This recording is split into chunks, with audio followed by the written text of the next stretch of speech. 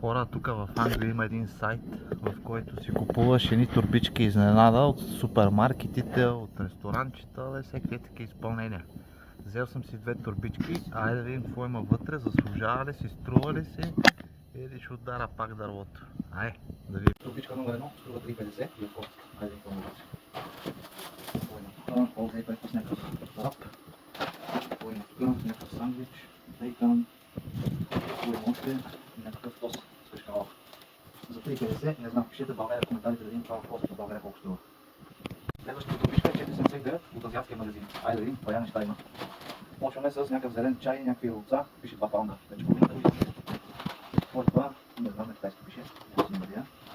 Това някакъв фаворит, кой някакъв може, някакви бъбъри. Да знам какво е. Пишете в коментарите, ако ви разбирате тия работи. Това го знам, том ям, това как имам го ядох много добро. Това е някаква паста, според мен. Имам това една част дали, някакви неща. Севирача, не знам. Това е някакъв слой сос китайски явно. Лъжичка някаква това е. Тези някакви какво са. То ще ги отворим да видим, но то спана паста дали.